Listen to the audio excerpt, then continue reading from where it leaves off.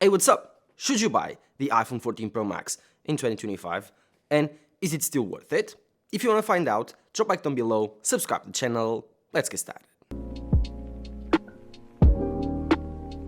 The iPhone 14 Pro Max came out in 2022, and it was an awesome phone. The iPhone 14 Pro Max was the first time that Apple introduced the always-on display and the 48 megapixel main sensor, and this beautiful matte color. I bought the iPhone 14 Pro Max when it came out, and I used it for about 1 year. I came from iPhone 13 Pro Max, and at that time, I gotta admit, I thought it was a very small jump. But one thing that I was not expecting was how good and how future-proof was the 40 megapixel main sensor and the always-on display is going to be.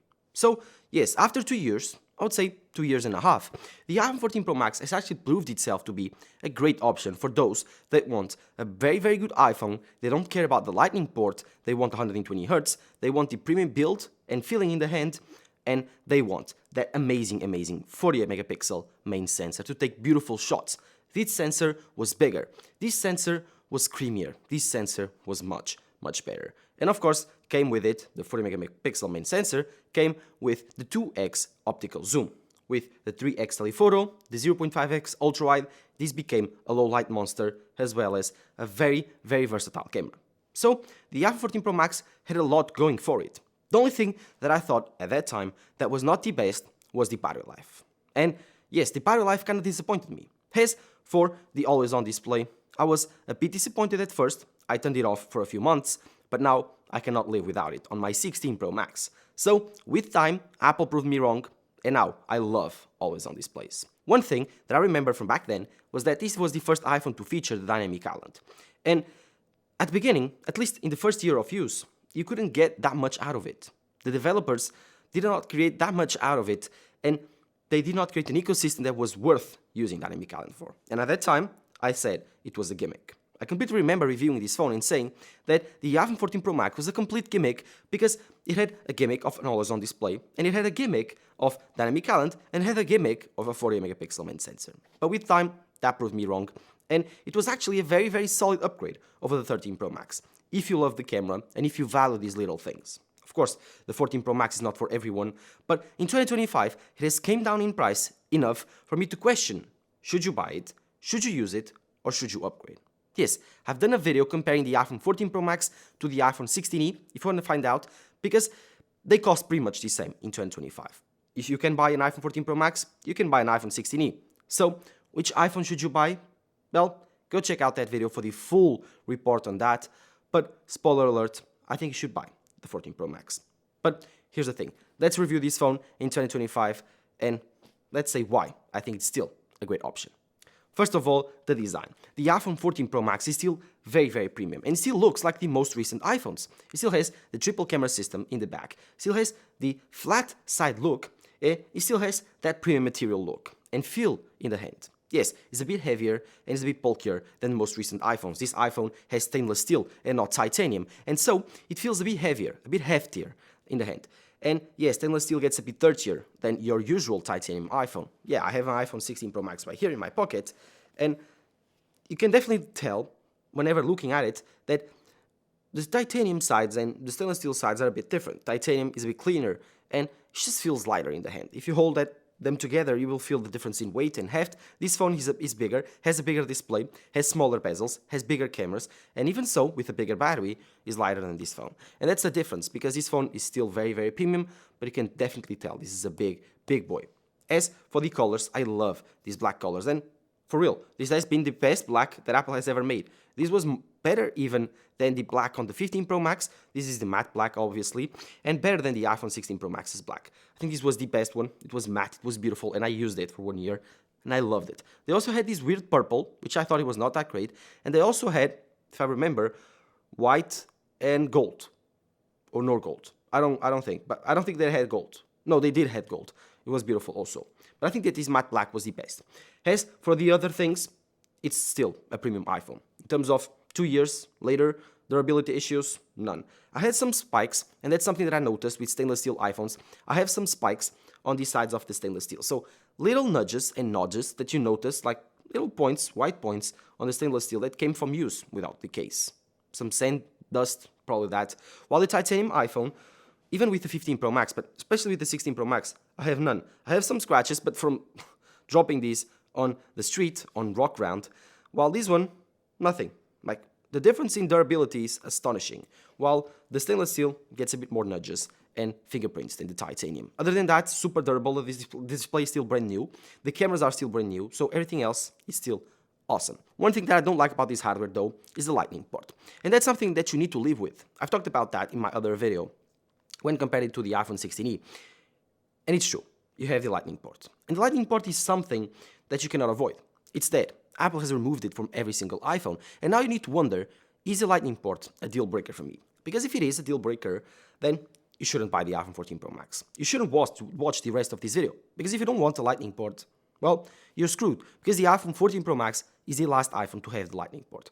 This means slower charging speeds, this means incompatible cables, this means, obviously, one more cable in your bag, but lastly, this means very, very slow transfer speeds between your iPhone and your computer. So if you love recording videos, I would say that this is not the best option, because you will be relying on AirDrop, and sometimes AirDrop is not reliable, so it's kind of difficult, it's kind of tough. I recorded all my videos on the 14 Pro Max, so trust me, I know how tough it is to bring footage from here to my computer.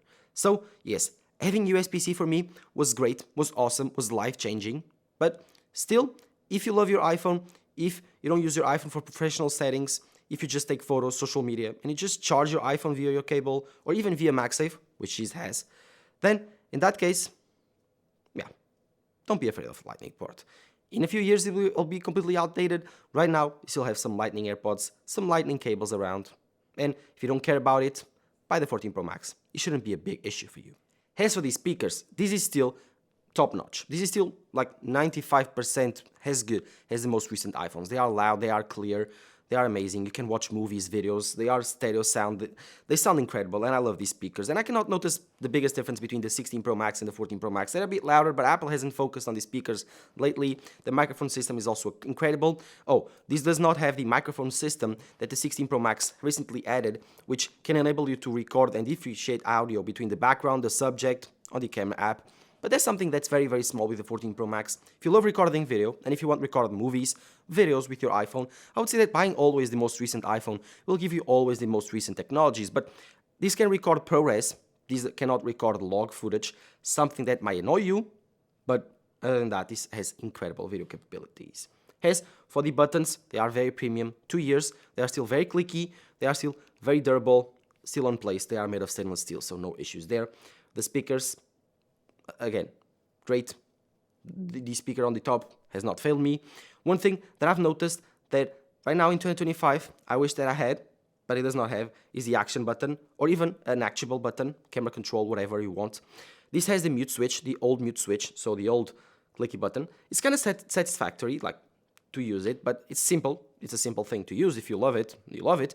But I would say that I kind of miss my action button. I turned it on my 16 Pro Max, and I use it as an action button for ChatGPT, so I can have ChatGPT on my fingers. Another thing that it does not have is the camera control, and that's something that I'm not sad about. Camera control is a big, big gimmick. Like on the 16 Pro Max, it does have camera control, and I don't care about it. While the 14 Pro Max does not have it, but I only miss the action button. And if you want the action button, the 6CD has the action button. Every single new iPhone has the action button.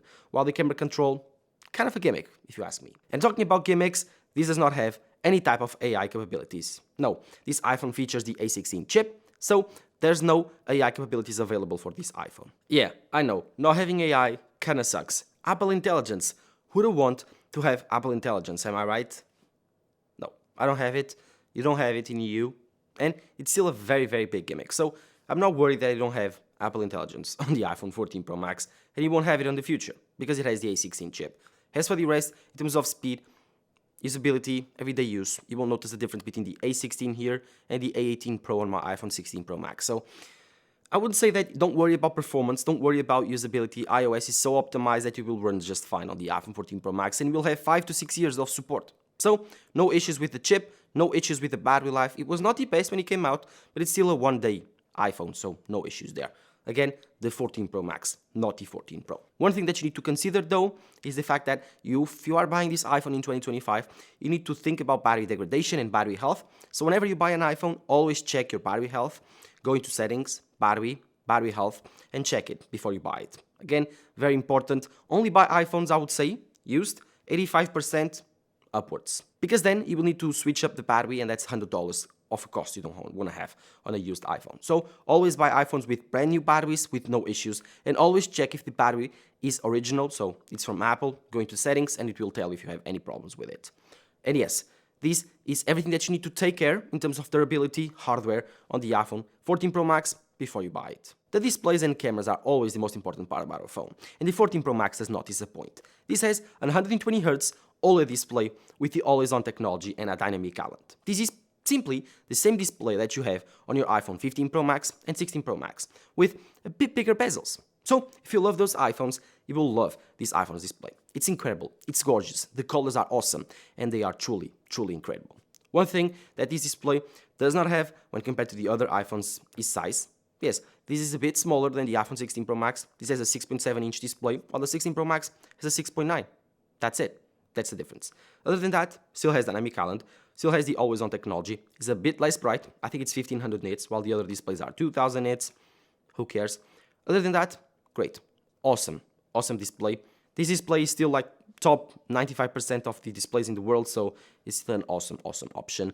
And it still has all the technology that you want. ProMotion, but definitely, in my opinion, always on. Always on is that type of technology that at first you don't really care about, but when you start using it, you fall in love with it. Other than that, dynamic island for timers, airplane check, Uber Eats, Uber, all of those work great on dynamic island here. The front camera is not bad. So I would say that in terms of display, you are very well served. Just like the brand new iPhones nowadays.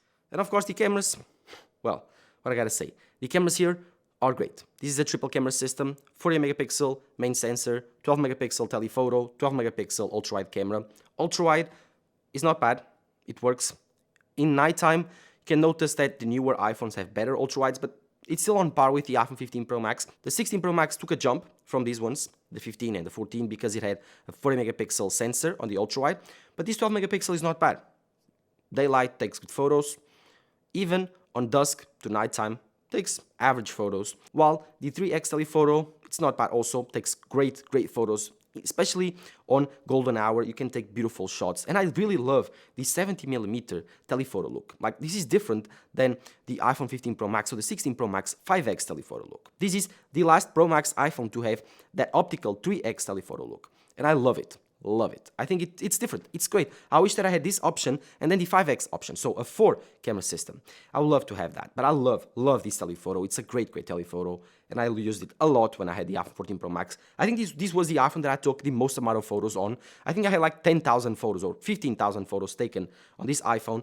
Beautiful, all throughout the world, and I used it a lot. Vegas, Africa, I've took amazing photos with this iPhone, and all of them look incredible.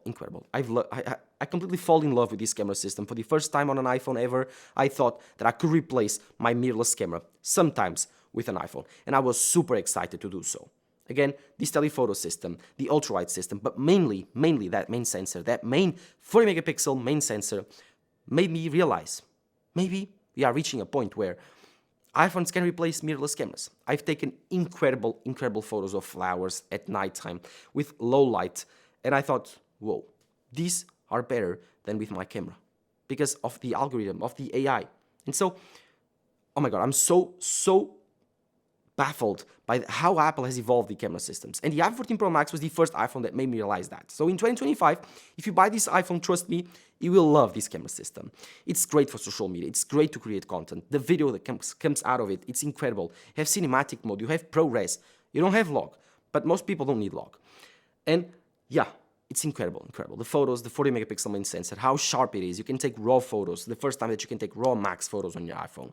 All of those compound create simply one of the best camera systems that Apple has ever put on an iPhone. It's still like top 3, 15 Pro Max, 16 Pro Max, and now 14 Pro Max. It's better than the iPhone 15 camera system. It's better probably than the iPhone 16 camera system. I would buy this one still because it has the telephoto that I love, the 3x telephoto. So yes, the 14 Pro Max is a gem in terms of camera. I think it's the best value camera system on an iPhone right now. You can get it, you will love it. $700 again, I'm talking for the price for the first time in this video. $700 used, you can get this iPhone. It's a complete bargain, in my opinion. If you should buy it, The answer is completely yes. If you don't really care about the Lightning port, then buy this iPhone. It's a great option, guys. In 2025, it definitely worth to buy the iPhone 14 Pro Max. But let me know below what you think. Do you have an iPhone 14 Pro Max? How's been your experience since you bought it? Let me know all of that in the comments down below. I'm still a bit swollen from my teeth from removing the wisdom tooth. I'm sorry if my voice sounds kind of strange. I'm sorry if my mouth looks kind of strange. But still, that's what you got. I need to film this video. So thank you guys for watching. Drop a like down below. Subscribe to the channel. Bye-bye.